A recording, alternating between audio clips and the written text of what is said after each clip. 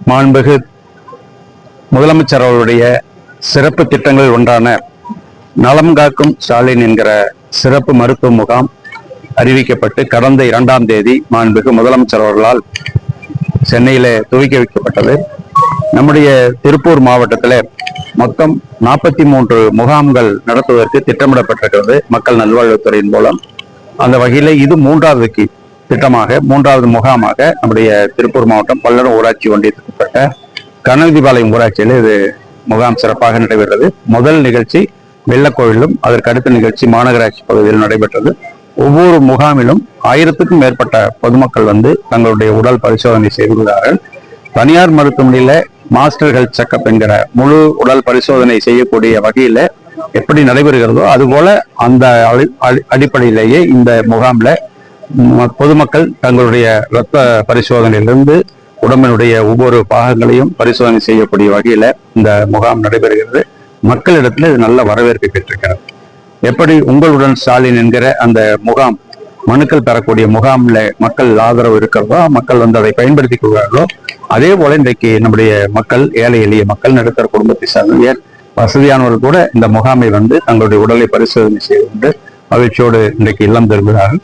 தொடர்ந்து அவர்களுக்கு என்ன சிகிச்சை இங்கே மேற்கொள்ளப்பட்டது, அதுக்கு அடுத்து என்ன சிகிச்சை எடுத்துக்கொள்ள வேண்டும் என்று சொல்லி பார்கோடு வசதி எல்லாம் செய்யப்பட்டு இன்றைக்கு சிறப்பான முறையில இன்றைக்கு மக்கள் நல்வாழ்வுத்துறையின் மூலம் இந்த திட்டம் மக்களுக்கு பயனளிக்கக்கூடிய திட்டமாக மாண்புமிகு முதலமைச்சர் அவர்களும் மாண்புமிகு துணை முதலமைச்சர் அவர்களும் இன்றைக்கு இந்த நிகழ்ச்சியை ஏற்பாடு செய்து இன்றைக்கு 3வது முகாமாக தமிழ்நாடு முழுவதும் அந்தந்த மாவட்டத்தில் நடைபெற்றது.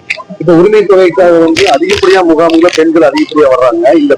இந்த கலெக்ட் பண்ணிட்டு எப்படி பணம் கொடுக்க போகுது? அதாவது ஒவ்வொரு விண்ணப்பங்களையும் உரிய முறையில பரிசீலித்து, அதாவது ஏழை எளிய மக்களுக்கு அது போய் சேர வேண்டும் என்கிற வகையிலே தானே வெளிய அதை பரிசீலித்து அந்த வகையில அவர்கள் எல்லாம் தேர்ந்தெடுத்து அவர்களுக்கு அந்த நலத்திட்ட உதவி, அந்த மாத உதவித்தொகை 1000, கலைஞர் மகளிர் உதவித்தொகை திட்டம் இதன் மூலம் மாத உதவித்தொகை 1000 வழங்கப்படுவது நடவடிக்கை.